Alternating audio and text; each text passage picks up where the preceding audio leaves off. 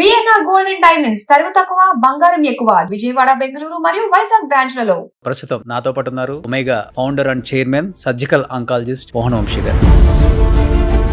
33+ years ఈ field లో experience మీకు యాజ్ ఎ సర్జికల్ ఆంకాలజిస్ట్ గా డెఫినెట్ గా ఉంటుంది. తెలియని స్ట్రెస్ ఉంటుంది, ప్రెషర్ ఉంటుంది. మొన్న ఒకటి జరిగింది, ఒక లేడీ 81 year old లేడీ చక్కగా సర్జరీ అయిపోయింది, 5 days అయిపోయింది, రూమ్ షిఫ్ట్ చేసాం, రేపు ఎల్లుండి డిశ్చార్జ్ చేద్దాం అనుకుంటున్నాం.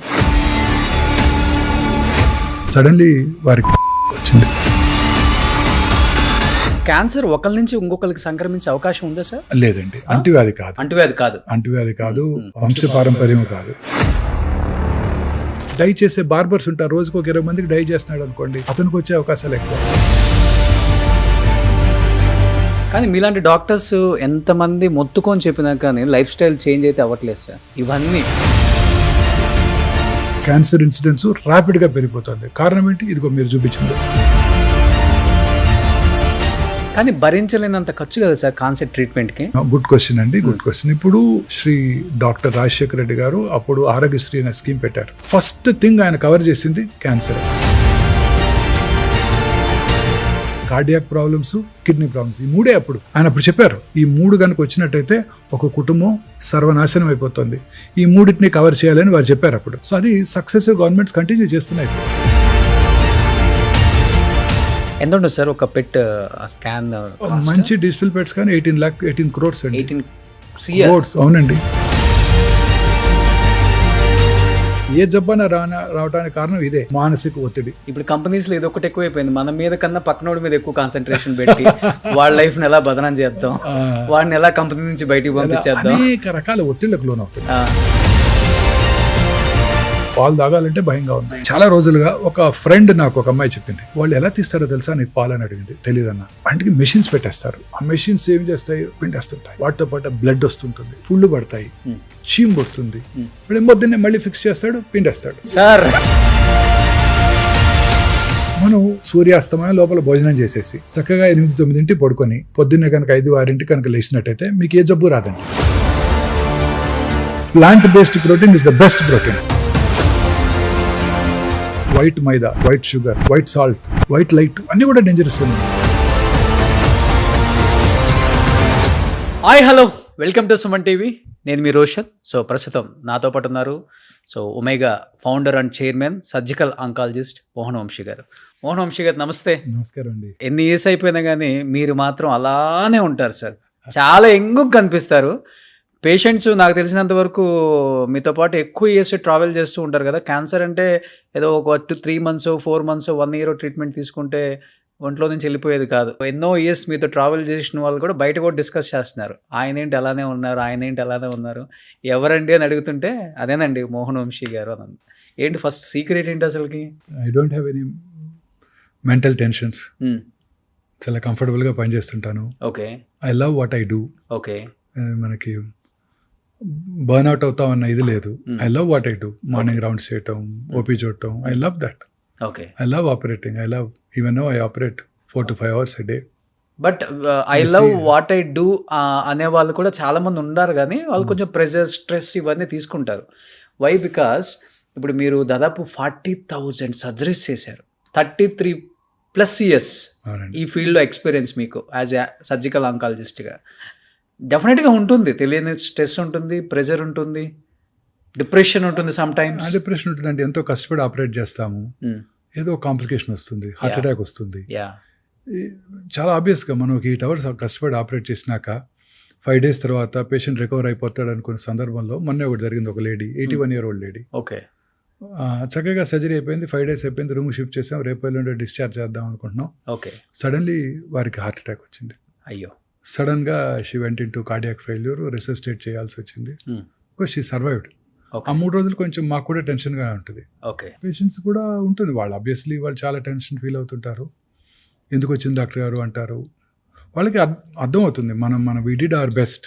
8 years we did our best. Surgery చేయాలి, తప్పదు. సర్జరీ చేయకపోతే లైఫ్కే రిస్క్. వాళ్ళు అర్థం చేసుకుంటారు, ముందే చెప్తాం ఇవన్నీ. అయినప్పటికీ సో జనరల్గా ఇలాంటి కొంచెం మానసిక ఆందోళన కలిగించినా మిగతావేమీ నన్ను డిస్టర్బ్ చేయవు. ఓకే.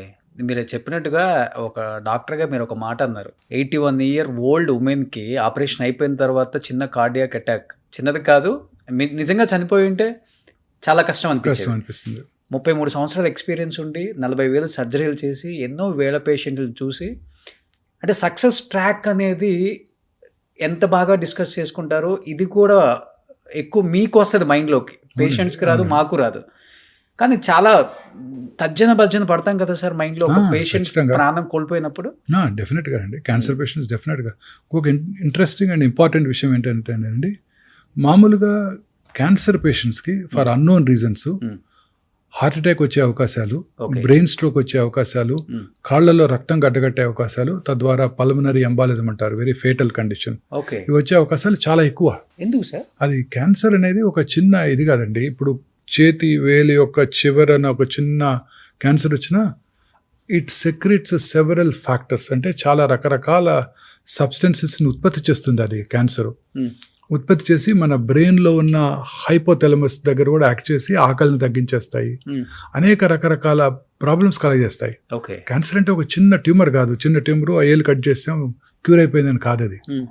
అది రకరకాల సబ్స్టెన్స్ని సెక్రెట్ చేస్తుంది, బాడీ అంతా ప్రవహిస్తుంది. ఆ క్యాన్సర్ కణాలు బాడీ అంతా వెళ్ళిపోతాయి, రక్తనాళాల ద్వారా, లింఫ్ నాళాల ద్వారా పాకుతూనే ఉంటాయి. ఓకే, క్యాన్సర్ అంటేనే పాకే గుణం. ఓకే, క్యాన్సరు అప్రతిహితంగా పెరగటంతో పాటు పాకుతూ ఉంటుంది. క్యాన్సర్కి న్యూట్రిషన్ ఎక్కడి నుంచి వస్తుందో తెలుసా మీకు? మన బాడీలోంచి తీసుకుంటుంది, పేషెంట్ యొక్క బాడీలోంచి న్యూట్రిషన్ తీసుకుంటుంది. ఓకే, పేషెంట్ బాడీలోని న్యూట్రిషన్ తనకి రావాలంటే ఏం కావాలి? రక్తనాళాలు కావాలి, రక్త ప్రసారం కావాలి. సో అదేం చేస్తుంది? రక్తనాళాలని ప్రొడ్యూస్ చేసే పదార్థాలని స్టిమ్యులేట్ చేస్తుంది. ఓకే, సో కొత్త రక్తనాళాలు ప్రారంభమవుతాయి క్యాన్సర్లో. తద్వారా ఎక్కువ రక్తము పేషెంట్లోంచి క్యాన్సర్కి వెళ్తుంది. ఓకే, తద్వారా అందులో ఉన్న న్యూట్రియంట్స్ అంతా క్యాన్సర్ సంగ్రహించేస్తుంది అనమాట, ఓకే, ఓకే, దానికి కావాల్సిన ఫుడ్ తను తీసేసుకుంటుంది. ఓకే, అదే రక్తనాళాల ద్వారా తిరిగి శరీరంలో ఇతర భాగాలకు పాకిపోతుంది. చూడండి. So that's very smart tumour. Cancer is much smarter than scientist.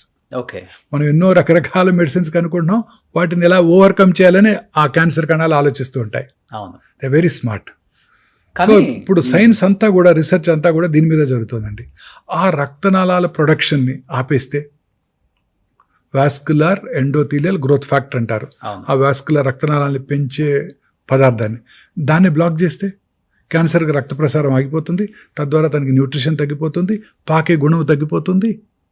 దీని మీద చాలా రీసెర్చ్ జరుగుతుంది. పాసిబుల్ అవుతుందా సార్? అవుతుంది. Okay, ఇప్పుడు ఆల్రెడీ వచ్చేసింది ఒక మెడిసిన్, ఎంతో అందుబాటులో ఉంది, చాలా కాలంగా అందుబాటులో ఉంది. ఓకే, అన్ని రకాల అడ్వాన్స్డ్ క్యాన్సర్లో ఇప్పుడు అది వాడటం జరుగుతుంది. ఇప్పుడు అది వచ్చేస్తే ప్రపంచం అంతా క్యాన్సర్ రావటమే మానేస్తుంది. అంటే ఇంకా చెప్పాను కదా, cancer is much smarter than scientist. అది ఇంకొంచెం ఎక్స్ట్రా డెవలప్ చేస్తూనే ఉంటుంది. ఓకే, సో అంటే రీసెర్చ్ ఈజ్ అండర్ వే అండి. క్యాన్సర్ రకరకాలుగా క్యాన్సర్ని కంటైన్ చేయడానికి సైంటిస్టులు వర్క్ చేస్తున్నారు. ఓకే, ఒకటి, మన బాడీలో మనందరికీ తెలుసు అబౌట్ 22,000 ప్రోటాన్ కోడింగ్ జీన్స్ ఉంటాయని. మన జెనోమిక్ మ్యాపింగ్ జరిగిపోయింది. ఆ జెనోమిక్ మ్యాపింగ్లో అబౌట్ ఆ 22,000 ప్రోటాన్ కోడింగ్ జీన్స్లో సైంటిస్టులు ఒక 500 to 600 ఆంకోజీన్స్, అంటే క్యాన్సర్ కారక జన్యువులను ఐడెంటిఫై చేశారు. ఈ జన్యువుల్లో వచ్చే మ్యుటేషన్ వల్లనే ఈ క్యాన్సర్ ప్రతి వాళ్ళలో వస్తుంది అని కూడా ఖచ్చితంగా నమ్మకం ఏర్పడింది. ఓకే, సో ఆ జన్యువుని టార్గెట్ చేసే డ్రగ్ కనుక వస్తే ఆ క్యాన్సర్ని మనం క్యూర్ చేయగలుగుతాం. బట్ క్యాన్సర్ ఒకరి నుంచి ఇంకొకరికి సంక్రమించే అవకాశం ఉందా సార్? లేదండి, అంటువ్యాధి కాదు. అంటువ్యాధి కాదు, వంశపారంపర్యం కాదు. ఓకే, కొన్ని రకాల క్యాన్సర్స్ ఆ జన్యుపరమైన మ్యుటేషన్ ఆ ఫ్యామిలీలో కనుక రన్ అయితే కొన్ని తక్కువ రకాలు, ఉదాహరణకి బ్రెస్ట్ క్యాన్సర్, ఓవేరియన్ క్యాన్సర్, దానికి BRCA1 BRCA2 జీన్ అంటారు. అలాగే మెడులరీ కార్సినోమా థైరాయిడ్, రెడ్ జీను, కొన్ని రకాల కోలన్ క్యాన్సర్స్, ఇవి వంశపారంపర్యంగా రావచ్చు, చాలా తక్కువ.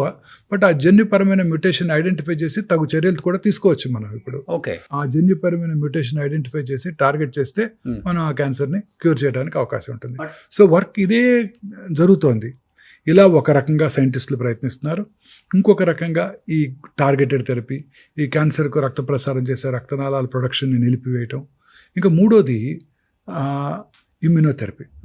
వెరీ ఇంట్రెస్టింగ్ థింగ్ ఏంటంటే, మన బాడీలో మీరు కరోనా టైంలో వినే ఉంటారు, నాకు యాంటీబాడీస్ ఉన్నాయి, మీకు యాంటీబాడీస్ ఎన్ని ఉన్నాయి, నీకు తక్కువ ఉన్నాయా, వ్యాక్సిన్ తీసుకున్నావా అని అడుగుతూ ఉంటుకునేవాళ్ళం మనందరం కూడా. సో అలా యాంటీబాడీస్తో పాటు మన బాడీలో సెల్యులర్ ఇమ్యూనిటీ కూడా ఉంది. అంటే సెల్ మీడియేటెడ్ ఇమ్యూనిటీ, వాటినే T cells అంటారు, వాటినే కిల్లర్ సెల్స్ అని కూడా అంటారు. అవి ఏం చేస్తాయంటే మన బాడీలోకి వచ్చే బ్యాక్టీరియా, వైరస్, క్యాన్సర్ కణము, అన్నిటిని ట్రాన్స్ప్లాంటెడ్ ఆర్గన్, ఫర్ ఎగ్జాంపుల్ ఎవరైనా ట్రాన్స్ప్లాంట్ చేసుకున్నారు కిడ్నీ ట్రాన్స్ప్లాంట్, ఆ సెల్యులర్ ఇమ్యూనిటీ, ఆ సెల్ మీడియేటెడ్ ఇమ్యూనిటీ ఏం చేస్తుంది, ఆ ట్రాన్స్ప్లాంట్ అయిన ఆర్గన్ని డిస్ట్రాయ్ చేసేస్తుంది. అందుకే కిడ్నీ ట్రాన్స్ప్లాంట్ తర్వాత, లివర్ ట్రాన్స్ప్లాంట్ తర్వాత చాలా కాలం ఇమ్యూనో సప్రెసివ్ థెరపీ మీద ఉంచుతారు, సో దట్ మన ఓన్ ఇమ్యూనిటీ మనకి ట్రాన్స్ప్లాంట్ చేసిన కిడ్నీని డ్యామేజ్ చేయకుండా. ఓకే. సో ఈ సెల్స్ని పొటెన్షియేట్ చేయటం ఇమ్యూనోథెరపీ. ఓకే. క్యాన్సర్ సెల్స్ ఏం చేస్తాయంటే దే ఆర్ వెరీ స్మార్ట్, మనం ఆల్రెడీ డిస్కస్ చేసాం. క్యాన్సర్ సెల్స్ ఏం చేస్తాయంటే ఈ టీ సెల్స్ని బ్లాక్ చేస్తాయి. వాటిని అన్బ్లాకింగ్నే ఇమ్యూనోథెరపీ అంటారు, ఓకే. అన్మాస్కింగ్ అని కూడా అంటారు. సో బ్లాక్ చేయకుండా చూసినట్టయితే ఈ టీ సెల్స్ వెళ్ళి క్యాన్సర్ని చంపేస్తాయి. అంటే మన ఓన్ ఇమ్యూనిటీని బూస్ట్ చేసి క్యాన్సర్ని చంపేస్తున్నాం అనమాట. ఇలా రకరకాలుగా క్యాన్సర్ని కంటైన్ చేయడానికి సైంటిస్టులు వర్క్ చేస్తున్నారు. Okay. Gene therapy, immunotherapy, targeted therapy, రకరకాల థెరపీస్ ద్వారా, in addition to chemotherapy, surgery and radiotherapy. Okay. ఇలా అనేక రకాలుగా సైంటిస్టులు వర్క్ చేస్తున్నారు. మాక్సిమం రీసెర్చ్ ప్రపంచంలో క్యాన్సర్ మీదే జరుగుతుంది. కానీ మీరు చెప్పినట్లుగానే ఒక టాబ్లెట్ వేసుకుంటే ఇంకా క్యాన్సర్ అనేది ఏ మనిషికి రాదు అనే ఒక న్యూస్ వింటే మాత్రం ఊపిరి పీల్చుకుంటారు సార్ కదా. Very true, very true. అప్పుడు హాస్పిటల్స్ అన్ని జస్ట్ వచ్చేస్తాయండి. కొత్త కొత్త ప్రాబ్లమ్స్ వస్తున్నాయండి. అగైన్ కొత్త కొత్త ప్రాబ్లమ్స్ వస్తున్నాయి. That's not one cancer, it's a spectrum of disease. ఒక క్యాన్సర్ కాదు, రకరకాల క్యాన్సర్ కణాలు, రకరకాల ప్రవర్తన ఉంటాయన్నమాట. మీరు అన్నట్టు we have to conquer this disease. Exactly. మానవాళికి అత్యంత ముప్పు కలిగిస్తున్న ఈ డిసీజ్. ఇప్పుడు ఉదాహరణకి భారతదేశం యొక్క పాపులేషన్ 1.54 బిలియన్స్ కదండి. చైనా పాపులేషన్ ఎంత అండి, ఒక 400,000 తక్కువ, 1.51 49 బిలియన్. చైనాలో సంవత్సరానికి చూసే కొత్త క్యాన్సర్ కేసులు ఏమో తెలుసా మీకు, 4.5 lakhs నుంచి 5 lakhs వరకు ఉంది. ఏంటి సార్? Oh my God. చైనాలో. What about India? ఇండియాలో మన Indian council for medical research, ICMR New Delhi వారి ఎస్టిమేట్ ప్రకారం ఓన్లీ 1.5 మిలియన్. ఓకే. అది ఎలా సాధ్యపడుతుంది? సాధ్యపడదు. మన దేశంలో క్యాన్సర్ ఈజ్ అండర్ రిపోర్టెడ్. అన్ని క్యాన్సర్ కేసుల సంఖ్య మన ప్రభుత్వానికి తెలియజేయబట్టలేదు. మొన్న మధ్యనే తెలంగాణ ప్రభుత్వం వారు క్యాన్సర్ని అందరూ కూడాను ఐడెంటిఫై చేసిన వెంటనే మీరు ఇన్ఫార్మ్ చేయాలి గవర్నమెంట్ కానీ ఒక లెజిస్లేషన్ తీసుకొచ్చారు. చేస్తున్నారు ఇప్పుడు? చేస్తున్నారు. అవేర్నెస్ వచ్చిందా పీపుల్లో? By law we have to do it. Okay. Cancer మీరు ఐడెంటిఫై చేయగానే క్యాన్సర్ రిపోర్ట్ చేయాలి, గవర్నమెంట్కి ఇన్ఫార్మ్ చేయాలి ఈ కొత్త క్యాన్సర్ కేసు డయాగ్నోస్ అయింది, so that they will have statistics. ఇది చాలా ముందు చూపుతో ఉన్న చర్య. ఎందుకంటే ముందు స్టాటిస్టిక్స్ ఉంటే గవర్నమెంట్ తగు చర్యలు తీసుకోగలదు. ఎస్, బ్రెస్ట్ క్యాన్సర్లు ఎక్కువగా ఉన్నాయి, దీన్ని కంటైన్ చేయడానికి ప్రజల్లో మనం ఏం చేయాలి, ఈ పాపులేషన్ నిజామాబాద్ జిల్లాలో ఈ క్యాన్సర్ కేసులు ఎక్కువగా ఉన్నాయి, కారణం ఏమిటి, అలా అనలైజ్ చేసి తగు జాగ్రత్తలు తీసుకోవడానికి అవకాశం ఏర్పడుతుంది. So cancer is a notifiable disease now. ఇది చాలా ఇంపార్టెంట్. సో ఇందాకటి మన ఉదాహరణకు వెళ్దాం. 1.54 బిలియన్ ఉన్నా కూడా 1.5 మిలియన్ క్యాన్సర్సే అంటున్నారు. అన్అఫిషియల్ కదా, గవర్నమెంట్ ఎస్టిమేట్ ప్రకారం. బట్ సైంటిస్టులు, డాక్టర్లు బిలీవ్ చేసేది ఏంటంటే దీనికి 3 రెట్లు ఎక్కువ ఉంటుంది ఇండియాలో అని. అంటే చైనా కన్నా ఎక్కువ ఉంది మన దగ్గర. వాళ్ళు హెల్దీ లైఫ్, మనది అన్హెల్దీ లైఫ్ స్టైల్ కదా మనం తినే ఆహారం అంతా. America population 340 million.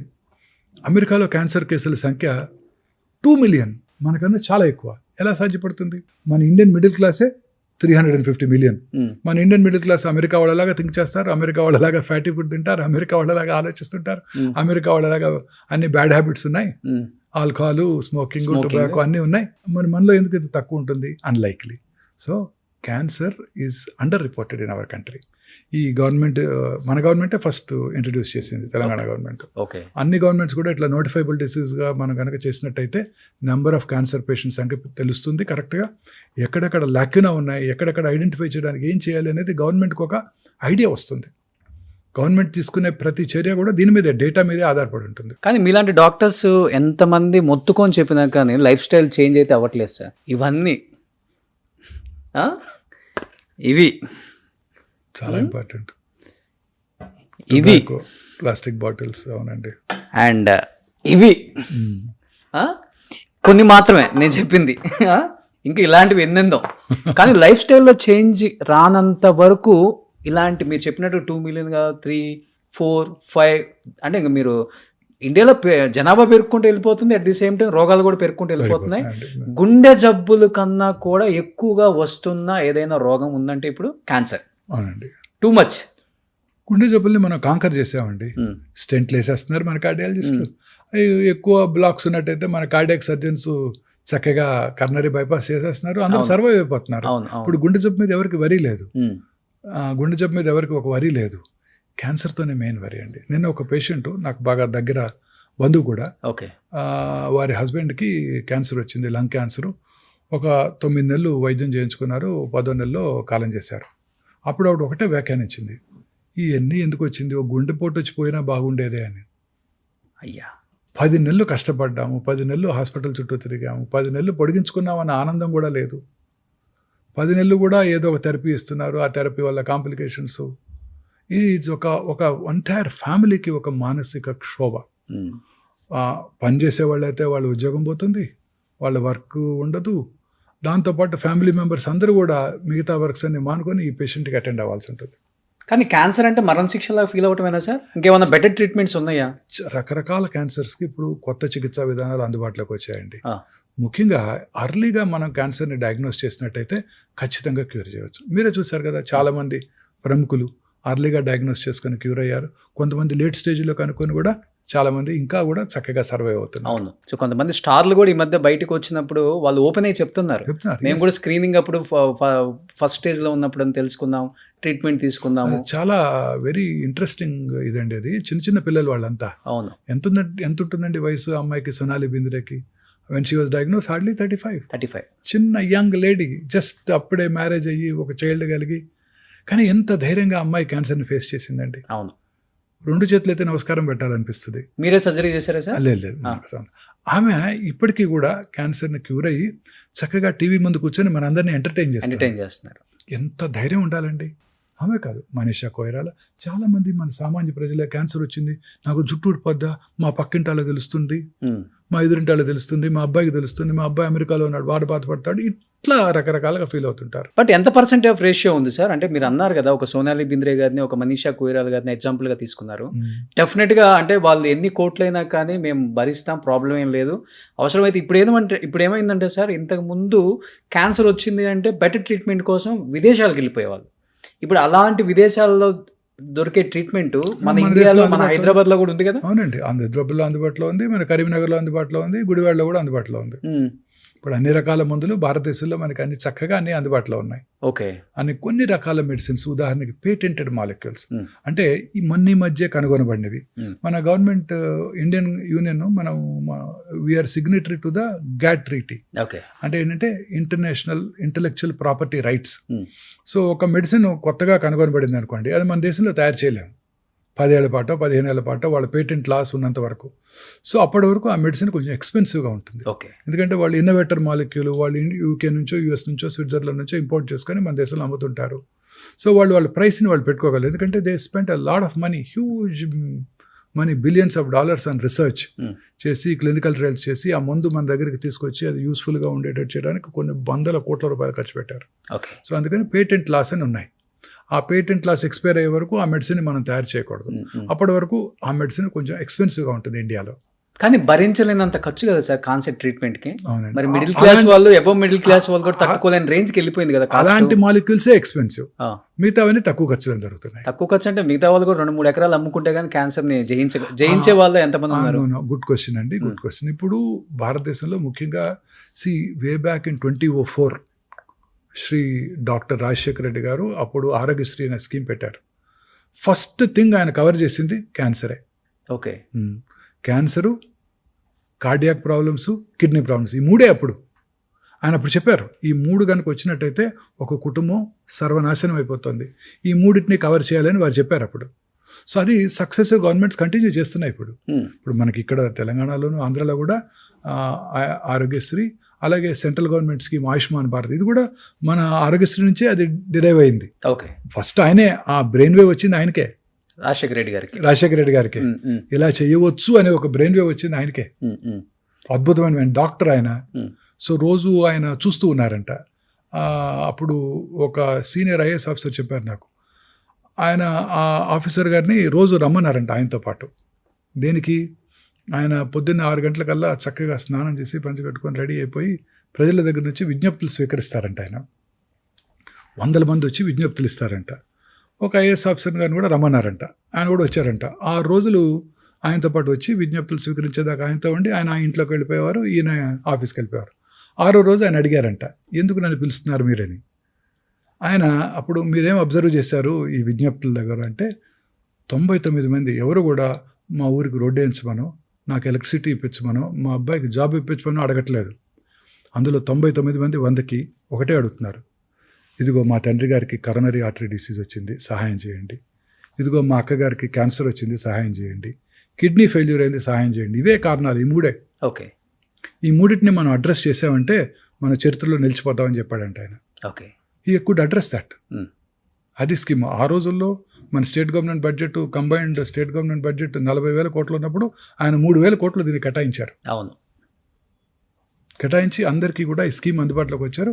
ఇదే స్ఫూర్తిగా తీసుకొని భారతదేశంలో అన్ని రాష్ట్రాలు, ఇప్పుడు యూనియన్ గవర్నమెంట్ కూడా ఓకే, ఆయుష్మాన్ భారత్ని పెట్టారు. బట్ మీలాంటి ప్రముఖులను పిలిచి మాట్లాడటం జరిగిందా సార్? ఆయన అలాంటి స్కీమ్ లో అందరితో మాట్లాడారు. ఆయన అందరితో మాట్లాడారు. ఓకే. అందరితో మాట్లాడారు. అంటే ఆయన మాట్లాడలేరు, ఆయన పెద్ద ఆయన. ఆ గవర్నమెంట్ డిపార్ట్మెంట్ హెల్త్ సెక్రటరీ గారు అందరినీ పిలిచి మాట్లాడారు. అన్ని హాస్పిటల్ ఆయన పర్సనల్గా వెళ్ళి కలిసి మాట్లాడారు. ఓకే. శ్రీ అగర్వాల్ అని ఆయన అందరినీ కలిశారు. ఆయన కార్డియాక్ ప్రతి కార్పొరేట్ హాస్పిటల్కి వెళ్ళారు, ప్రతి గవర్నమెంట్ హాస్పిటల్కి వెళ్ళారు. అందరితో మాట్లాడి ఆయన ఒక స్కీమ్ తయారు చేశారు. ఓకే. కానీ మీ స్పెషాలిటీయే సర్జికల్ ఆంకాలజీ. కానీ తప్పదు, ప్రతి ఒక్కళ్ళు వచ్చిన వాళ్ళకి మీకు క్యాన్సర్ ఉంది అని చెప్పడం చాలా చాలా కష్టం సార్. ఒక మనిషికి ఎంత కష్టం అంటే అది ఇంకా భరించలేం. అతనే బరస్ట్ అయిపోతాడు, ఫ్యామిలీ మొత్తం బయట కూర్చొని బరస్ట్ అయిపోతాడు. అలా డైలీ చెప్తారు కదా, చెప్పినప్పుడు మీ ఫీలింగ్ ఏంటి? జనరల్గా ఇప్పుడు ఏంటంటే ప్రజల్లో చాలా అవగాహన వచ్చేసింది. నా దగ్గరకు రాకముందే వాళ్ళు జనరల్ ఫిజిషియన్ దగ్గరకు, వారి సొంత ఫ్యామిలీ ఫిజిషియన్ దగ్గరకు వెళ్తున్నారు. అక్కడ డయాగ్నోస్ చేయబడుతుంది, వాళ్ళు దాంతోనే నా దగ్గరకు వస్తారు. ఓకే, మీరు అనేది చాలా కరెక్ట్. నా దగ్గర ఓపిక రాగానే వాళ్ళు ఎవరు రిసెప్టివ్గా ఉండరు, అందరూ ఇట్లా కోపంగా చూస్తుంటారు. బాధతో, నేనేం చెప్తాను అన్న ఆతృతతో, ఆవేదంతో. I can understand them. నా స్టాఫ్కి అంతా అదే చెప్తాను. మనం ట్రీట్ చేసే patients are separately entirely different group. Okay. ఒక అమ్మాయి డెలివరీకి వచ్చింది అనుకోండి, సెలబ్రేషన్ అది వాళ్ళకి. చక్కగా మాట్లాడుతుంటారు, స్టాఫ్తో స్వీట్స్ పంచి పెట్టుకుంటుంటారు. ఇది అలా కాదు. ప్రతి వాళ్ళు ఎంతో డిప్రెషన్తో లోనవుతుంటారు. 2 రకాలుగా. ఒకటి, ఫస్ట్ సొంత వాడిని కోల్పోతున్నారు, కోల్పోతామేమోనన్న భయం. రెండోది, ఆర్థికంగా మీరు అన్నట్టు డ్రైన్ అవుట్ అయిపోతారు పూర్తిగా. సో డ్రైన్ అవుట్ అవుతారు. Cancer treatment is prohibitively expensive. కారణం ఏంటండి? ఈ ఎక్విప్మెంట్ అంతా కూడా. ఇప్పుడు ఉదాహరణకి పెట్ సిటీ స్కాన్ మెషిన్ అన్నీ కూడా ఇంపోర్టెడే. ఇంపోర్ట్ చేసుకుని మనం కొన్నప్పుడు 27% కస్టమ్సే కట్టాలి. మొన్నటి వరకు 37%, ఈ మధ్య తగ్గించారు 1 year బ్యాక్. ఎంత ఉంటుంది సార్ ఒక పెట్ స్కాన్? మంచి డిజిటల్ పెట్ స్కాన్ 18 crores అండి. 18 crores, అవునండి. పెట్ ఎంఆర్ఐ ఇంకో కొత్త పరికరం అందుబాటులోకి వచ్చింది. పెట్ ఎంఆర్ఐ విత్ పెట్ $5 million. అన్నిటికీ మళ్ళీ మన గవర్నమెంట్కి మనం కస్టమ్స్ కట్టాలి 27%. మొన్నటి వరకు 37%. ఇండియాలో తయారవుతున్నట్టయితే వాటిని కొనకుండా మీరు ఇంపోర్ట్ చేసుకుంటే కస్టమ్స్ కట్టమంటాం న్యాయం. ఇండియాలో తయారవ్వకపోయినా ఇంపోర్ట్ చేసుకుంటే వాటి కూడా కస్టమ్స్ కట్టమంటాం అంత న్యాయం కాదేమో. ఎందుకంటే లోపలికి వస్తుంటే సార్ ఒక జనరల్ హాస్పిటల్ ఉన్నట్టు ఉంది మీ హాస్పిటల్ కూడా. అన్ని హాస్పిటల్స్ అలానే ఉన్నాయి, ఎస్పెషల్లీ ఆంకాలజీ డిపార్ట్మెంట్. లేదండి, మాది కాదు. మీరు ఏ హాస్పిటల్ కానీ వెళ్ళండి, ఢిల్లీలో కానీ, బాంబేలో కానీ, హైదరాబాద్లో కానీ అన్ని అలానే ఉన్నాయి. క్యాన్సర్ హాస్పిటల్స్ అన్ని అలానే ఉంటాయి, అన్ని అలానే ఉంటాయి. మీకు చిన్న ఇంట్రెస్టింగ్ థింగ్ చెప్తాను. నేను ఇండో అమెరికన్ క్యాన్సర్ హాస్పిటల్, ఇప్పుడు బసవతారక హాస్పిటల్, అప్పుడు నేను జాయిన్ అయిన రోజు అక్కడ జాయిన్ అయ్యాను 2002లో, అంటే కరెక్ట్గా 24 సంవత్సరాల క్రితం. అదొక్కటే ప్రైవేట్ క్యాన్సర్ హాస్పిటల్ ఆ రోజు. ఓకే, అంటే 2 decades బ్యాక్. 45 మందే పేషెంట్స్ కౌచ్ మీద. హార్డ్లీ ఇన్ పేషెంట్స్ ఒక 12-13. అది ప్రైవేట్లో అదొక్కటే లీనియర్, ప్రైవేట్లో కాదు మొత్తం హైదరాబాద్ సిటీకి అదొక్కటే లైనర్ యాక్సిలరేటర్. ఓకే, అంటే అడ్వాన్స్డ్ రేడియేషన్ చికిత్సా పరికరం అదొక్కటే. ఇప్పుడు 45 ఉన్నాయి. ఏ మెషిన్ మీద ఖాళీ లేదు. 2 దశాబ్దాలలో నా కళ్ళ ముందు వచ్చిన మార్పు ఇది. క్యాన్సర్ ఇన్సిడెంట్స్ ర్యాపిడ్గా పెరిగిపోతుంది. కారణం ఏంటి? ఇదిగో మీరు చూపించినవే. లైఫ్ స్టైల్, తీసుకునే డయటు, లైఫ్ స్టైలు, మానసిక సంఘర్షణ, ఆందోళన, ప్రశాంతత లేకపోవటం. ఒకసారి క్లుప్తంగా చెప్పగలరా సార్? లైఫ్ స్టైల్ అన్నారు కాబట్టి డెఫినెట్గా ఈ పాడ్కాస్ట్ కొన్ని కోట్ల మంది చూస్తారు ఈరోజు. లైఫ్ స్టైల్ చేంజెస్ అంటే రూరల్ ఏరియాలో ఎస్పెషల్లీ వాళ్ళకి అర్థమయ్యే విధంగా, మెట్రోపాలిటన్ సిటీస్లో ఎట్లయినా తెలుగు అందరికి వచ్చు కాబట్టి, ఎలాంటి లైఫ్ స్టైల్ అంటే చెప్పి చెప్పి చెప్పి చెప్పి చెప్పి చెప్పి చెప్పి మీరు అన్నట్లుగా 45 మిషన్లలో ఒక్క మిషన్ కూడా ఖాళీ లేదు ఈరోజు. మార్నింగ్ స్టార్ట్ అయితే మిడ్ నైట్ వరకు, అసలు మిడ్ నైట్ కాదు, ఏ హాస్పిటల్లోనే ఖాళీ లేదు. అట్లా అయిపోయింది. గవర్నమెంట్ హాస్పిటల్లో ఖాళీ లేదు, ప్రైవేట్ హాస్పిటల్లో ఖాళీ లేదు, ఎక్కడా లేదు, దేశంలో ఎక్కడా లేదు. How we will change our lifestyles? In spite of 70% of Indian districts do not have cancer hospitals. ఒక సౌత్ ఇండియాలోనేనండి క్యాన్సర్ హాస్పిటల్స్ ఎక్కువగా ఉంది, అన్ని చోట్ల ఈవెన్గా ఉంది. మీరు నార్త్కి వెళ్తే ఒక్కటి కూడా లేదు. ఉదాహరణకి మధ్యప్రదేశ్లో మహాకౌశల్ ఏరియా నుండి 18 డిస్ట్రిక్ట్స్ ఒక్కటే క్యాన్సర్ హాస్పిటల్, జబల్పూర్లో. అవును, అన్ని చోట్ల అంతేనండి, చాలా తక్కువ నార్త్ ఇండియాలో. ఇప్పుడిప్పుడే కొత్త కొత్త క్యాన్సర్ హాస్పిటల్ అక్కడ కూడా గవర్నమెంట్ చూస్తుంది. And last year union government కూడా మిసెస్ సీతారామన్ గారు వారి బడ్జెట్లో 300 అవుట్ పేషెంట్ క్యాన్సర్ చికిత్సా కేంద్రాలను ఏర్పాటు చేయాలని ప్రతిపాదించారు. ఓకే, స్టేట్ గవర్నమెంట్స్ అన్నీ కూడా మోటివేట్ చేయాలి ఈ క్యాన్సర్ చికిత్సా కేంద్రాలను ఏర్పాటు చేయడానికని. సో బేసిక్గా రెగ్యులర్ లైఫ్ స్టైల్లో ఎలాంటి చేంజెస్ ఉంటే దీన్ని అసలు మనం అరికట్టచ్చు సార్? సార్, నా ఉద్దేశంలో మోస్ట్ ఇంపార్టెంట్ మనం తీసుకునే ఆహారం, ఓకే, మనం ఎక్స్పోజ్ అయ్యే ఎన్విరాన్మెంట్. ఓకే, ఉదాహరణకి మీరు అన్నారే గ్రామీణ ప్రాంతాల్లో మన ప్రజలు ఎలాంటి లైఫ్ స్టైల్ ఉంచుకోవాలి, అర్బన్ ఏరియాలో ఎలా ఉండాలి అనేది. గ్రామీణ ప్రాంతాల్లో ఇప్పటికీ కూడా క్యాన్సర్ ఇన్సిడెన్స్ చాలా తక్కువగా ఉందండి.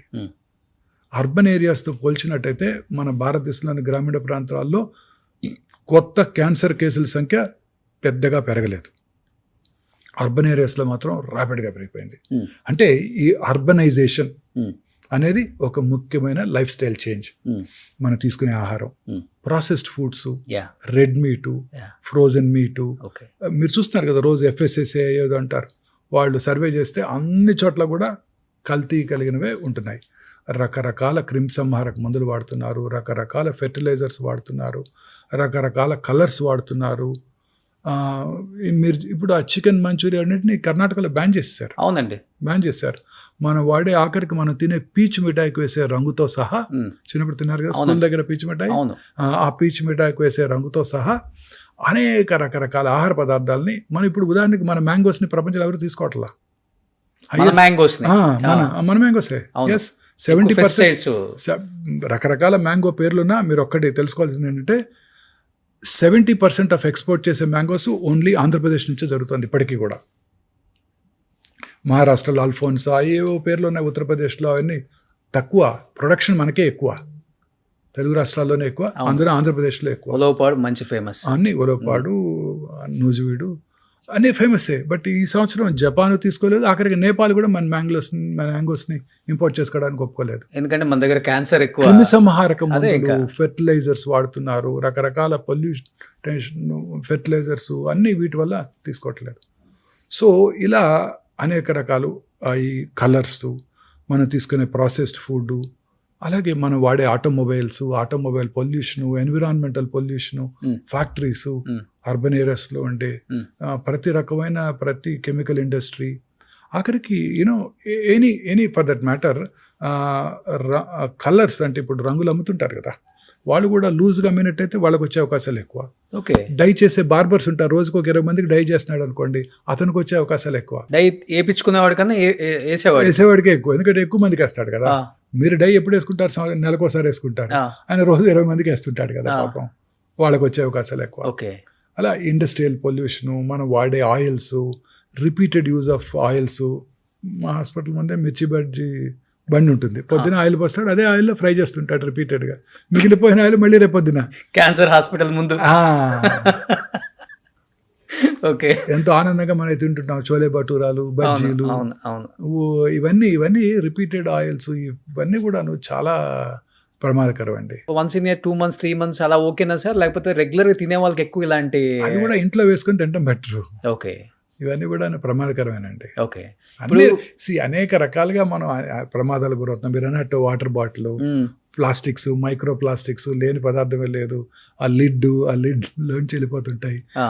అన్ని రకాలుగాను మనం ఈ క్యాన్సర్ కారక పదార్థాలు, కార్సినోజన్స్కి ఎక్స్పోజ్ అవుతున్నాం అర్బన్ ఏరియాస్లో. దానికి తోడు ఈ మానసిక ఆందోళన, దానివల్ల కూడా క్యాన్సర్ 100%. నేను నమ్మేది అదే ముఖ్యమైన కారణం ఏంటో చూసిన పేషెంట్స్ ఉన్నారా? డెఫినెట్ గా ఎక్కువ హై సొసైటీ వాళ్ళు కూడా వస్తారు. నేను చాలా క్లియర్ గా ఒక చిన్న ఎక్స్ప్లెనేషన్ చెప్తాను వినండి. మన బాడీలో ఇందాక అనుకున్నాం మనం T సెల్స్ ఉంటాయి, అవును, కిల్లర్ సెల్స్. అవి మన బాడీలోకి వచ్చే ప్రతి ఫారిన్ బాడీని డిస్ట్రాయ్ చేసేస్తాయి. ఓకే. అది క్యాన్సర్ కానివ్వండి, వైరస్ కానివ్వండి, బ్యాక్టీరియా కానివ్వండి, ఏదైనా కానివ్వండి. ఓకే. ఆ టీ-సెల్ ఇమ్యూనిటీ మన దీని మీద మానసిక ఆందోళన మీద ఆధారపడి ఉంటుంది. మనం మానసికంగా ఎక్కువ ఆందోళన పడితే మన టీ-సెల్స్ సరిగా పనిచేయవు, ఓకే. మన ఇమ్యూనిటీ తగ్గిపోతుంది. ఓకే. మన బాడీలో రకరకాల చేంజెస్, మ్యూటేషన్స్ జరుగుతుంటాయి మన జీన్స్లో. కానీ మన ఓన్ ఇమ్యూనిటీ ఆ జెనెటిక్ మ్యూటేషన్స్ని ప్రాబబ్లీ బ్లాక్ చేసేస్తుంది. ఓకే. తద్వారా మనకి ఇల్నెస్, జబ్బులు రాకుండా కాపాడుతుంది. ఓకే. అది క్యాన్సర్ కానివ్వండి, స్ట్రోక్ కానివ్వండి, కర్నరీ ఆర్టరీ డిసీజ్ కానివ్వండి. మానసికంగా ఆందోళనకు లోనైతే హార్ట్ అటాక్ వచ్చే అవకాశాలు, బ్రెయిన్ స్ట్రోక్ వచ్చే అవకాశాలు, క్యాన్సర్ వచ్చే అవకాశాలు కూడా పెరిగిపోతాయి. ఓకే. సో అన్నిటికన్నా ఇంపార్టెంట్ నా ఉద్దేశం, ఇవన్నిటికన్నా ఇంపార్టెంట్ నా పర్సనల్ ఉద్దేశం ఇదే. క్యాన్సర్ రావడానికి కానివ్వండి, ఏ జబ్బన రావడానికి కారణం ఇదే, మానసిక ఒత్తిడి. మానసిక ఒత్తిడి. మన అబ్బాయికి నీటిలో సీట్ రాలేదు, పక్క అబ్బాయికి వచ్చింది, పక్కింట్లో అబ్బాయికి వచ్చింది. మనకేమో మారుతి కారు ఉంది, పక్కింట్లో వాళ్ళేమో టయోటా కారు కొనుక్కున్నారు. ఇలా అనేక రకాల ఒత్తిళ్ళు. ఆ తర్వాత వర్క్ ప్లేస్ ప్రెషర్స్. బాస్ ఇవాళ మన తిట్టాడు, మన పని చేయలేదన్నాము, చేయలేకపోతున్నాము, మనకు ఒంట్లో బాగాలేదు, అయినా కానీ బాస్ రమ్మంటున్నాడు వాళ్ళ పనికి. ఇప్పుడు కంపెనీస్లో ఇది ఒకటి ఎక్కువైపోయింది. మన మీద కన్నా పక్కనోడి మీద ఎక్కువ కాన్సన్ట్రేషన్ పెట్టి వాళ్ళ లైఫ్ని ఎలా బదనం చేద్దాం, వాడిని ఎలా కంపెనీ నుంచి బయటికి పంపించేద్దాం, అనేక రకాల ఒత్తిళ్లకు లోనవుతున్నాయి. పూర్వకాలంలో ఇవన్నీ ఉండేది కాదు. సంతోషం సగం బలం అన్నారు పెద్దలు, కానీ సంతోషం పూర్తి బలం అంటాను నేను. సంతోషం పూర్తి బలం. ఈ అనేక రకాల ఒత్తిళ్ళు. ఇంతకుముందు చక్కగా విలేజెస్లో దగ్గర వాళ్ళే మ్యారేజ్ చేసుకునేవాళ్ళు, వాళ్ళే హ్యాపీగా 5 రోజులు సెలబ్రేట్ చేసుకునేవాళ్ళు, వాళ్ళ ఇంట్లో పండించుకున్న కూరగాయలే తినేవాళ్ళు, వాళ్ళే షర్ట్ లేకుండా వెళ్ళి ఆ కూరగాయల పాదులు దువ్వి వాటర్ పోసి దాన్ని చక్కగా డెవలప్ చేసేవారు, పొలానికి వెళ్ళేవాళ్ళు, పని చేసుకునేవాళ్ళు, ఎండకి ఎక్స్పోజ్ అయ్యేవారు, విటమిన్ డి ఉండేది, ఇమ్యూనిటీ బాగుండేది, ఓకే, మానసిక ఆందోళన తక్కువగా ఉండేవి. వాళ్ళ గేదెలు పాలు పిండుకొని తాగేవాళ్ళు. ఇప్పుడు రకరకాల ఆక్సిటోసిన్, పాలు తాగాలంటే భయంగా ఉంది. నిజంగా నేను వెజిటేరియన్గా మారాను 30 ఏళ్ళ క్రితం. చాలా రోజులుగా ఒక ఫ్రెండ్ నాకు ఒక అమ్మాయి చెప్పింది, ఆమె వీగన్ అయిపోయింది. ఎందుకు అయిపోయావు వీగన్ అన్నాను. నేను కూడా ఒక 3 సంవత్సరాలు ట్రై చేశాను మధ్యలో. వీగన్ ఎందుకంటే వాళ్ళు ఎలా తీస్తారో తెలుసా నీకు పాలు అని అడిగింది. తెలియదన్నా. వాటికి మెషిన్స్ పెట్టేస్తారు. అవును. బఫెలో మిల్క్ కౌస్కి ఆ మెషిన్స్ ఏం చేస్తాయి, పిండేస్తుంటాయి. వాటితో పాటు బ్లడ్ వస్తుంటుంది, వాటి బ్లడ్ వస్తుంది, పుళ్ళు పడతాయి, చీమ్ పడుతుంది. మళ్ళీ పొద్దున్నే మళ్ళీ ఫిక్స్ చేస్తాడు, పిండేస్తాడు. అవన్నీ నీ పాల్లోకి వస్తున్నాయి, నీకు తాగుబుద్ది అవుతా అని అడుగుతుంది అమ్మాయి. అబ్బా, అది తిన్నప్పుడు నాకు పెరుగు తింటుంటే ఒక స్పూన్ తినంగానే భయంగా ఉంది, బాధగా ఉంది. 3-4 రోజులుగా అసలు తినలేకపోతున్నాను పర్సనల్గా. ఇప్పుడు చాలా మంది న్యాచురల్ మిల్క్ అని చెప్పే వాళ్ళందరూ ప్యాకెట్స్ మానేస్తారు. ఇంకా ప్యాకెట్స్ న్యాచురల్ మిల్క్ అయినా మెషిన్తోనే. మిషన్ అవును, 200% మీరు చెప్పింది కదా. అది ఇంజూరీ చేస్తుంది కదా. అవును. బ్లడ్ కారుతుంది కదా, పుండు పడుతుంది కదా, వాడికి తెలియదు కదా యాంటీబయాటిక్ రాసుకోవాలని అక్కడ. అవును. ఆ బాధంతా మనకే వస్తుంది కదా. ఎంత పాస్చరైజ్ చేసినా అసలు ఎంత మరగబెట్టినా కానీ అది ఉంటుందా సార్? ఉన్నా లేకపోయినా మనసులో ఆ థాట్ నాకు తినబుద్ధి కావట్లా. మీరు మానేసారు కంప్లీట్గా పాలు? మానేసాను. ఈ 4 రోజుల నుంచి అసలు పూర్తిగా తినలేకపోతున్నాను. ఓ స్పూన్ తినగానే మనసులో అది గుర్తుకొస్తుంది ఈ అమ్మాయి చెప్పిన దగ్గర నుంచి. మీకు ఫామ్ హౌస్ లేదా? లేదు. 2 గేదెలు పెట్టుకున్నా సరిపోద్దేమో నిజమే. సో ఇలా రకరకాలుగా మనం ఈ కంటామినెంట్స్కి ఎక్స్పోజ్ అవుతున్నాం. సో మానసిక ఆందోళన ఇవన్నీ కూడాను క్యాన్సర్ అవడానికి దోహదం చేస్తున్నాయి. ఇప్పుడు ఇది తర్వాత ఈ రాత్రి పూట ఒత్తిడి, లేట్గా ఇంటికి రావటం, 10ంటికి రావటం, మళ్ళీ ఆన్ టాప్ ఆఫ్ ఇట్ 2 గంటలు టీవీ చూడటం, ఆ తర్వాత లేకపోతే మనం ఉంది కదా మన దెయ్యం మొబైల్స్, దాన్ని చూడటం, చూస్తూ పడుకోవటం, ఆ బ్లూ స్క్రీన్. మనం ప్రశాంతంగా 6 సూర్యాస్తమయం లోపల భోజనం చేసేసి, జైన్స్ లాగా భోజనం చేసేసి చక్కగా 8-9 పడుకొని పొద్దున్నే కనుక 5-6 కనుక లేచినట్టయితే మీకు ఏ జబ్బు రాదండి. Okay, guarantee. క్యాన్సర్స్ అసలు రావు. ఎందుకంటే మనం ఇలా ప్రశాంతంగా పడుకున్నప్పుడు రాత్రి మిడ్నైట్ తర్వాత మెలటోనిన్ అనే హార్మోన్ ఉత్పత్తి అవుతుందండి. ఓకే, అది it has strong anti cancer properties. A time నుంచి ఏ టైం వరకు ఉంటుంది సార్? Midnight 12 to 1:30. ఓకే, మీరు రోజు 11 పడుకుంటే రాదు, మళ్ళీ మీకు 9 పడుకోవాలి. 9 పడుకొని 15 లేవండి, చక్కగా మెలటోనిన్ హార్మోన్ ఉత్పత్తి అవుతుంది. మీకు రకరకాల క్యాన్సర్స్ వచ్చే అవకాశాలు చక్కగా తగ్గిపోతాయి. ఇదే అసలు కారణం. ఇప్పుడు చూడండి, రాత్రిపూట ఇలా నేను బంజారాహిల్స్ నుంచి గచ్చిబౌలి వస్తుంటే పొద్దున్న ఎర్లీ మార్నింగ్ వచ్చేస్తాను. నేను ట్రాఫిక్ తక్కువ ఉండదు, 5:30కి వస్తాను. అన్నీ వెల్ లిట్ టవర్స్, 30 అంతస్తులు 50 అంతస్తులు అన్ని చోట్ల అంతా లిట్ అవర్స్ అందరు పనిచేస్తుంటారు పాపం. Night duties. అంతా వాళ్ళ అమెరికన్ టైంకి పనిచేయాలి కదా మరి వాళ్ళు. ఇక్కడ వాళ్ళకి డే ఇక్కడ నైట్ కదా. కాల్ సెంటర్స్ అంటారు, బీపీ ఆఫీస్ అంటారు, రకరకాల ఆఫీసెస్ ఉన్నాయి కదా, జీసీసీస్ అంటారు, నైట్ పని చేస్తున్నారు. వీళ్ళందరికీ ఈ హార్మోనే ఉత్పత్తి అవ్వదు. కానీ మీరు చెప్పారు ఒక మాట, 30 years బ్యాక్ నాన్ వెజ్ వదిలేసాను అని. అవునండి, వదిలేసాను. ఏదైనా బలమైన రీజన్ ఉందా? బికాస్ ఆఫ్ రెడ్ మీట్ తిన్నా ఇవన్నీ? లేదండి, that was not a regular reason. I gave up 32 years ఇప్పటికి. 32 years నాన్ వెజ్ కానీ ఎగ్ కూడా తినండి. I'm very happy. Plant based protein is the best protein. Animal protein కన్నా plant based proteins are the best proteins. కానీ మీ daily దినచర్యలో ఒక్క plastic పదార్థం నుంచి అంటే ఒక వస్తువు నుంచి కూడా ఏం తీసుకునే ఛాన్స్ లేదు. జనరల్ గా అవాయిడ్ చేసి ఎప్పుడు హాస్పిటల్లోనే ఉంటాను కదండి, మీలాగా తిరగాల్సిన అవసరం లేదు. ఓకే, సో ఆ బాధలు లేవు. మా దాన్ని తిరిగే వాళ్ళ కోసం చెప్పండి సార్. ఇప్పుడు లైఫ్ మన చిన్నప్పుడు మన ఊళ్ళలో మరచెం అని ఉండేది తెలుసా? చిన్నపిల్లలు మీకు తెలియదు. అవును, మరచెం ఉంది. ఉందా? చూసారా ఎప్పుడైనా? షూర్. అలా స్క్రూ చేసి పట్టుకెళ్ళేవాళ్ళు. అలాంటిది పట్టుకెళ్ళాలి. వర్క్ ప్లేస్ క్యారీ చేయాలి. డెఫినెట్. రాగి మర్చంతో ఓకే, వాటర్ తాగండి. సో లక్కీగా నేను ఒక చోటే పని చేసుకుంటాను, నాకు అన్ని పక్కనే ఉంటాయి కాబట్టి నాకు అవసరం లేదు. ఓకే, బట్ మిగతా వాళ్ళు పని చేసుకునే వాళ్ళందరికీ అవసరమే కదా. అప్పుడు మీతో పాటు వచ్చారు మీ స్టూడియోకి, ఇక్కడికి అందరూ పాపం పొద్దున్నే ఎప్పుడో బయలుదేరుతారు, వాటర్ తాగాలి, క్యారీ చేయలేరు, బైక్ మీద వస్తారు పాపం. ఇప్పుడు నేను వచ్చిన దగ్గర నుంచి ఒక 1 hour అయింది. మీ ఇక్కడంతా కూడా ఎక్కడ కూడా ఒక ప్లాస్టిక్ అంటే అంతా వాటర్ బాటిల్స్, గ్లాస్ సీసాలు అండ్ గ్లాసెస్ ఉన్నాయి. బ్లాక్ కాఫీ ఇచ్చారు, అది కూడా ఏదో some different type of. True. ఇప్పుడు హాస్పిటల్ క్యాంటీన్లో అంటే మనం మేనేజ్ చేయట్లేదు, ఎవరో చేస్తున్నారు. బట్ ఇప్పుడే కొన్ని ఇవాళే అనుకున్నాం, చాలా బాగున్నాయి. ప్లాస్టిక్ ప్లేట్స్ కూడా తీసేస్తున్నాం మీకు తొందరలో. కాస్ట్ పెరిగిపోతుంది, బట్ తప్పట్లేదు. కానీ మీరు ఫస్ట్ ఒకటి చెప్పారు సార్, డెఫినెట్గా లైఫ్ స్టైల్ అనేది చేంజ్ చేసుకోవాలి regarding the food style. But మీరు చెప్పినట్లుగానే ఇప్పుడున్న మీరు లైఫ్ స్టైల్ అంటే ఈ హైటెక్ సిటీ గచ్చిబౌలిలో ఉన్న కంపెనీస్ పిల్లలు టైంకి ఫుడ్ తినకపోతే గ్యాస్ట్రిక్ ఇష్యూస్ వస్తాయి, ఏదో ఉంటుంది కదా. బట్ డెఫినెట్గా తినాలి ఏదో ఒకటి. బట్ వాడే కంటైనర్స్ ఉంటాయి కదా, అవి నిజంగా అన్ని చోట్ల కూడా ప్లాస్టిక్ యూజ్ చేస్తారు. మా అబ్బాయి రోజు తెప్పిస్తాడు స్విగ్గీ నుంచి, జొమాటో నుంచి. మీ అబ్బాయి? అన్నీ ఉంటాయి, బ్లాక్ ప్లాస్టిక్ ఉంటాయి. వాళ్ళు వినరు కదా అన్నమాట. దానివల్ల ఎంత పర్సెంటేజ్ ఉంటుంది? డెఫినెట్ గా హాట్ ఫుడ్ అంతా దాంట్లో పెట్టినప్పుడు దాన్నే మైక్రోవేవ్ లో పెట్టి వేడి చేస్తుంటారు. మీకు 10 నిమిషాల్లో సర్వ్ చేయాలి, 10 నిమిషాల్లో తెచ్చివ్వాలి, 8 నిమిషాల్లో వచ్చేయాలి. కాకపోతే మళ్ళీ మీరు ఫైన్ వేస్తారు వాళ్ళకి. అవన్నీ కార్సినోజెన్సే. మీరు తినే పిజ్జాలు, బర్గర్స్, సమోసాలు అన్ని కార్సినోజెన్సే. మీరు తినే ఆయిల్, ఆ మైదా, చాలాసార్లు చెప్పాను మీకు ఇంతకుముందు 2-3 ఏళ్ళు అని చెప్పి. White maida, refined flour, white sugar, white salt, white light, అన్ని కూడా డేంజరస్ ఏనండి. వైట్ లైట్ కూడా, వైట్ రైస్, అన్ని డేంజరస్ ఏనండి. ఈ ముఖ్యంగా ప్రతి స్వీట్, మన సౌత్ ఇండియన్ స్వీట్ కానివ్వండి, నార్త్ ఇండియన్ స్వీట్ కానివ్వండి, చాలా తక్కువ 1-2 రకాలు తప్ప అన్ని మైదాతోనే చేస్తారు. ప్రతి పేస్ట్రీ మైదాతోనే చేస్తారు. ప్రతి బేకరీ ఐటమ్ మైదాతో చేస్తారు. ఆ బిస్కెట్స్ అండి, మీరు తినే కరాచీ బిస్కెట్స్ కానివ్వండి, చాలా హై హీట్లో దాన్ని వేడి చేసి ప్యూర్ షుగర్ మనకు వచ్చేస్తుంది. అవి డేంజరస్. ప్యూర్ రోగం మన ఒంట్లో పంపించేస్తున్నారు కార్సినోజన్స్ అన్నిటిని. కానీ ఇప్పుడు విలేజెస్ లో ఇవన్నీ లేవు లక్కీగా. ఈ పేస్ట్రీలు, పిజ్జాలు, బర్గర్లు ఇవన్నీ లేవు, అదృష్టవంతులు. సో ఇప్పుడు వాటర్ బాటిల్స్ కార్లో పెడతాం కదా సార్, కారు ఒక 1 hour బయట ఎండకుంటుంది, మనం లోపలికి వచ్చి షూట్ చేస్తున్నాం అంటే, లేకపోతే ఆఫీస్కి వెళ్ళి వస్తున్నాం. ఆ 1 hour లో ఆ వాటర్ అనేది కొంచెం ఆ బాటిల్లో వేడి ఉండొచ్చు, వేడి ఉంటుంది. లేకపోతే నానో పార్టికల్స్ వాటర్ లోకి వస్తాయి. వాటర్ చక్కగా మనం ఇంజెస్ట్ చేస్తున్నాం. 2 things అండి, మనం జీవితాంతం మీరు 2 words వినబోతున్నారండి. ఇంకా మీరు చాలా హెల్త్ యాక్స్ చేస్తుంటారు, 100 మంది డాక్టర్తో మీరు ఇంటర్వ్యూలు చేస్తుంటారు, మీకున్న ఎక్స్పీరియన్స్ ఉంది. ప్రతి డాక్టర్ ఇక మీ ఫ్యూచర్లో 2 words వాడబోతారండి.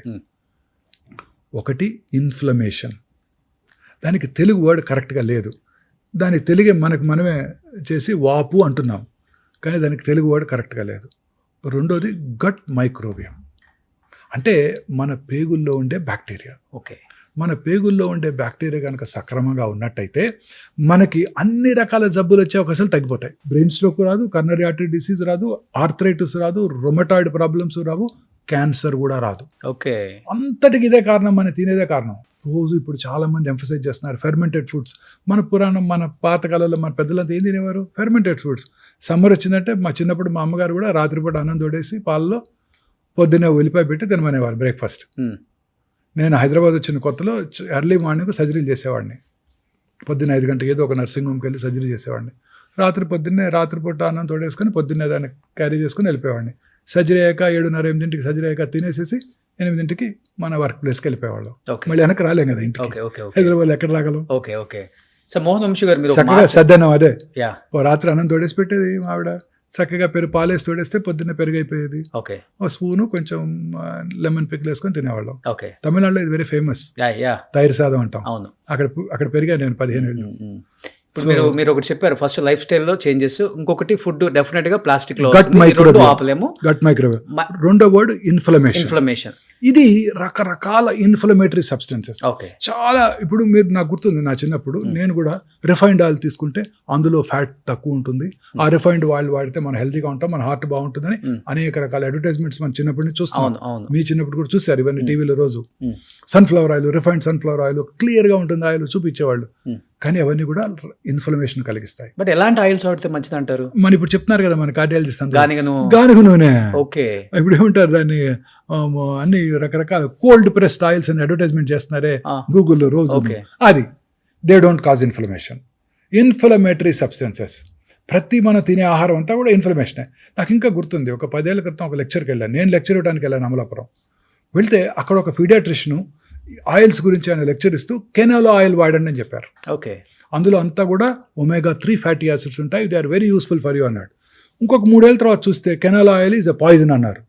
ఏంటంటే అది purely refined oil, okay, inflammation కలిగిస్తుంది. సో మనం ఎప్పుడైతే నేచర్తో ఫైట్ చేస్తున్నామో, నేచర్ ఏంటి చక్కగా మంచి ఆయిల్స్ ఇస్తుంది, మనం దాన్ని రిఫైన్ చేసి తీసుకుంటున్నాం, అది పాయిజన్. నేచర్తో ఫైట్ చేస్తున్నాం, మన బాడీని మనం ఫైట్ చేస్తున్నాం నేచర్తో. పొద్దున్నే ఎండకి ఎక్స్పోజ్ అవ్వాలి, పొద్దున్నే లేవాలి. పొద్దున్నే 10 గంటల లేవటం కాదు, పొద్దున్నే లేవాలి. ఎర్లీ మార్నింగ్ 6 గంటలకు లేస్తాను సార్. నేను కరెక్ట్గా ఎవ్రీడే మార్నింగ్ 5కి లేస్తాను. 6 గంటలకు లేచి 7 కిలోమీటర్లు వాక్ చేస్తాను. వెరీ గుడ్, మంచిది. పొద్దున్న లేచి సూర్య నమస్కారాలు చేయండి. అలాంటి సూర్య నమస్కారాలు అంటే ఏమిటి? Exposing your self to sunlight. మన పెద్దలు ఏది చేసినా మన మంచి కోసమే చేశారు. గాయత్రి మంత్రం చదవమన్నారు పొద్దున్నే సూర్యుని చూస్తూ. ఎందుకు? అలా అన్న ఎక్స్పోజ్ అవుతామని. మంత్రం అనేది ఏది కాదు, అందులో మంత్రం అంతా కూడా ఇదే ఉంటుంది. ఆ మంత్రం యొక్క అర్థం కూడా అదే. బట్ బాడీ ఇచ్చే సిగ్నల్ ఏంటి సార్? క్యాన్సర్ వచ్చింది నీకు అనే దానికి సిగ్నల్ ఏమిస్తుంది అసలు బాడీ? బేసికలీ వచ్చిన లొకేషన్ బట్టి మారిపోతుంటుంది. ఉదాహరణ, కొన్ని రకాల క్యాన్సర్స్ సిమ్టమ్సే ఉండవు. Let's silent killers, ovarian cancer, ఏమి సిమ్టమ్స్ ఉండవు. పొట్టలో పెరుగుతుంటుంది, సిమ్టమే కలగదు. బాగా ఉబ్బిపోయి వచ్చినాకే డాక్టర్ దగ్గరికి వస్తుంటారు. లావు అవుతున్నాను, కొంతమంది ఎక్సర్సైజ్ కూడా చేస్తుంటారు, పొట్ట పెరుగుతుందని, లోపల క్యాన్సర్ ఉందని తెలియదు. సో చాలా సార్లు ఇది ఎసిమ్టమాటిక్. కానీ మన బాడీలో ఎక్కడైనా మానని పుండు ఉందనుకోండి, నాలుగు మీద కానివ్వండి, ఎక్కడైనా ముక్కులో కానివ్వండి, ఎక్కడైనా కానీ మానని పుండు, చిన్నదైనా ఏ పుండు వచ్చినా తగ్గిపోవాలి. కొన్నాళ్ళలో 5-6 రోజుల్లో తగ్గిపోవాలి. తగ్గకుండా అలానే పెరుగుతోంది, నొప్పి లేదు అంటే ప్రమాదకరం. పెరుగుతున్న గడ్డ ఎక్కడైనా కానీ, సాఫ్ట్ టిష్యూ ట్యూమరు పొట్ట ఇక్కడ కానీ, బ్రెస్ట్లో కానీ, ఎక్కడైనా కానీ పెరుగుతున్న గడ్డ క్రమం తప్పకుండా పెరుగుతోంది. సైజ్ అలానే ఉంటే డేంజర్ కాకపోవచ్చు. సో మీరు చెప్పినట్లుగా చిన్న చిన్న పుండు ఎక్కడన్నా ఉండి యాంటీబయాటిక్ వేసుకొని తగ్గితే ఓకే, తగ్గకపోయిందంటే డాక్టర్ దగ్గరికి వెళ్ళి చూపించుకోవాలి. ఓకే, సో ఇది సిగ్నల్. అలా రకరకాల క్యాన్సర్స్కి రకరకాల సింప్టమ్స్ ఉంటాయి. ఉదాహరణకి గ్యాస్ట్రిక్ క్యాన్సర్, తినబుద్ధి కాదు, డైనింగ్ టేబుల్ దగ్గరికి వెళ్తారు, వెనక్కి తిరిగి వస్తారు. రోజు పొద్దున్నే మీరు 4 ఇడ్లీలు తింటున్నారు, 2 ఇడ్లీలు తినగానే పొట్ట ఫుల్ అయినట్టు ఉంటుంది. అది ఆర్లీ గాస్ట్రిక్ క్యాన్సర్కి సిగ్నల్ కావచ్చు. ఓకే, బట్ సార్ ఇప్పుడు స్క్రీనింగ్ చాలా ఇంపార్టెంట్. ఏ ఏజ్లో స్క్రీనింగ్ చేయించుకుంటే మంచిది సార్? అండ్ ఆడవాళ్ళు చేయించుకోవాల్సిన టెస్ట్లు ఏంటి, మగవాళ్ళు చేయించుకోవాల్సిన క్యాన్సర్ టెస్ట్లు ఏంటి? అసలు క్వైట్ కాంట్రవర్షియల్ ఇది స్క్రీనింగ్ అనేది. స్క్రీనింగ్ వల్ల డెఫినెట్లీ బెనిఫిషియల్గా ఉంటుంది. ఉదాహరణకు మగవాళ్ళలో జనరల్గా 50 ఏళ్ళు వచ్చాక PSA అనే ఒక సింపుల్ బ్లడ్ టెస్ట్ చేయించుకుంటే మనం ప్రాస్టేట్ క్యాన్సర్ని గుర్తించగలుగుతాం. ఓకే, అంతే తప్ప మిగతా క్యాన్సర్స్ని గుర్తించడానికి మనకి మార్గాలు లేవు. మొన్న మధ్యనే మిస్టర్ బిల్ గేట్స్ మన జెరోదా CEO నిఖిల్ కామత్తో ఒక ఇంటర్వ్యూ చేశారు, పాడ్కాస్ట్ చేశారు. ఆయన నిఖిల్ కామత్ గారు ఎలాన్ మస్క్తో చేశారు, మిస్టర్ మోడీ గారితో కూడా చేశారు. చూశారు కదా. ఈ బిల్ గేట్స్ అనే ఒక క్వశ్చన్ అడిగారు, మీ ఆరోగ్యాన్ని ఎలా కాపాడుకుంటావు, మా యంగ్ ఆంటర్ప్రినర్స్కి నువ్వేం సలహా ఇస్తావని. ఆయన కూడా చెప్పాడు, నేను రెగ్యులర్గా చెక్ చేసుకుంటాను, స్క్రీనింగ్ చేసుకుంటాను, దానివల్ల నష్టం లేదు. రెగ్యులర్గా వైటమిన్స్ తీసుకుంటాను, దానివల్ల కూడా డౌన్ సైడ్ లేదు అసలు. మూడోది ఇక ఇది ఒక్కటే క్యాన్సర్ వ్యాధి ఒకటే నాకు భయం కలిగిస్తుంది. ఉమ్, దీన్ని పట్టుకోవడానికి ముందుగానే ఒక జెనెటిక్ టెస్టింగ్ చేయించుకుంటున్నాను నేను. ఉమ్, ఆ టెస్ట్ అమెరికాలో ఇన్సూరెన్స్ కంపెనీలు కవర్ చేస్తున్నాయి, అన్ఫార్చునేట్లీ ఇండియాలో కవర్ చేయట్లేదు. ఉమ్, ఆ టెస్ట్ కనుక చేయించుకుంటే ఈ ట్రెడిషనల్ డయాగ్నోస్టిక్ టెస్ట్ పట్టుకోవడానికి way before you will diagnose this test అని వారు చెప్పడం జరిగింది. అది ఇప్పుడు హైదరాబాద్లో హెల్త్ సెంట్రిక్ అనే కంపెనీ ఉమ్. అందుబాటులోకి తీసుకొచ్చింది. Okay okay. అది ముందుగానే మనం స్క్రీన్ చేసుకుంటే నెక్స్ట్ ఫ్యూ ఇయర్స్లో నీకు క్యాన్సర్ వచ్చే అవకాశాలు ఉన్నాయో లేవో ముందే తెలిసిపోతాయి. అవునా? ఎన్ని ఇయర్స్ ముందు తెలిసిపోతుంది సార్ అలా అని చెప్పలేం కానీ తప్పనిసరిగా ఒక 77 క్యాన్సర్స్ని పట్టేయగలదు. ఎన్ని ఇయర్స్ అంటే ఇప్పుడు ఫర్ ఎగ్జాంపుల్ అది బాడీలో స్క్రీన్ చేసి 2-3 సంవత్సరాల్లో నీకు క్యాన్సర్ వస్తుందని చెప్పగలదు. అర్రే బెస్ట్ కదా అది. బెస్ట్.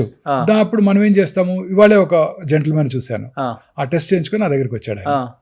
ఎక్కడ అమెరికాలో చేయించుకున్నారా? ఇక్కడే చేయించుకున్నాను. మన దగ్గర ఉంది. మన దగ్గర ఓకే. ఎంత ఉంటుంది cost around? It cost about 80 to 1,80,000 దాకా ఉంది. ఓకే. ఆయనకి కోలన్ క్యాన్సర్ వచ్చే అవకాశం ఉందని రాసిచ్చారు. ఉమ్, సో అప్పుడు ఏం చెప్పాము వారికి, రెగ్యులర్గా చిన్న simple test, stool occult blood testing. Okay.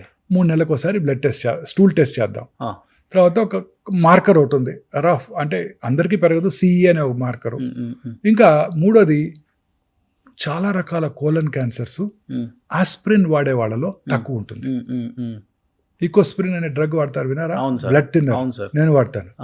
ఆ, మా ఫాదర్కి వెరీ ఎర్లీ ఏజ్లో హార్ట్ అటాక్ వచ్చింది, అందుకని నా ఫిజిషియన్ నాకు 30 ఏళ్ళ క్రితం అది వాడుకోమని చెప్పాడు. సో ఒక 75 mg వేసేసుకుంటారు రెగ్యులర్గా ఉమ్, వేసుకుంటారు. ఉమ్. సో ఆ ఆస్ప్రిన్ వాడే వాళ్ళలో కోలన్ క్యాన్సర్ వచ్చే అవకాశాలు తక్కువగా ఉంటాయి. ఓకే. సో అది వాడమని చెప్పాను ఆయనకి. ఉమ్, తర్వాత రెగ్యులర్గా ఈ యానిమల్ బేస్డ్ ప్రోటీన్స్, ఫ్యాట్ ఆపేసేయండి పూర్తిగా, ఆ. నాన్ వెజిటేరియన్ మానేయండి, ప్లాంట్ బేస్డ్ ప్రోటీన్కి మారిపోండి, ఉమ్, ఫైబర్ ఎక్కువగా తీసుకోండి, ఉమ్, మీ యొక్క మల విసర్జన అలవాట్లు ఏమైనా మార్పులు ఉంటే నా దగ్గరికి రండి ఉమ్. అని అన్ని రకాలుగా గైడెన్స్ ఇచ్చి పంపాను ఇవాళ మార్నింగే. ఓకే. 2 సంవత్సరాల తర్వాత మళ్ళీ పరీక్ష చేసుకోవాలి మేబీ. రెగ్యులర్గా చేసుకుంటే క్యాన్సర్ రావడానికి ముందుగా పట్టుకోవచ్చు, ముందుగా పట్టుకుంటే కోలన్ క్యాన్సర్ క్యూర్ అయిపోతుంది. But first stage second stage అయితే సేఫ్ అనా సార్? 100% సేఫ్. 100% సేఫ్. అంటే ఎన్ని ఇయర్స్ ఉంటుంది వాళ్ళకి? అంటే కోలన్ క్యాన్సర్ లో Survival రకరకాలు rate. ఉంటాయి. నార్మల్ లైఫ్ గడిపేస్తారు, regular life. Okay. Regular life గడిపేస్తారు. 3 ఏళ్ళకి ఒకసారి కొలనోస్కోపీ చేద్దామని చెప్పాను. ఒకవేళ ఫీకల్ అక్కల్ బ్లడ్ టెస్ట్ అంటే ఫీకల్ మ్యాటర్లో ఏదైనా బ్లడ్ కనుక కనిపించినట్టయితే ముందుగానే చేస్తాం కొలనోస్కోపీ. ఓకే. అలా రకరకాలుగా మనం టెస్టులు చేసుకోవచ్చు. 4th స్టేజ్కి వచ్చి మళ్ళీ ఇప్పుడు regular as usual life style lead చేస్తున్న వాళ్ళు మీ పేషెంట్స్ ఎవరైనా ఉన్నారా? కొన్ని రకాల 4th స్టేజ్ క్యాన్సర్స్ క్యూర్ అయిపోతాయండి. ఆ. ఉదాహరణకు మీరు విన్న famous person Lance Armstrong, cyclist. అవును sir. Testicular cancer with brain mets. Brain met. అవును. ఇప్పటికీ బ్రతికే ఉన్నారు. వరల్డ్ సైక్లింగ్ ఛాంపియన్షిప్ 6 సంవత్సరాలు గెలిచాడు ఆయన. అవును.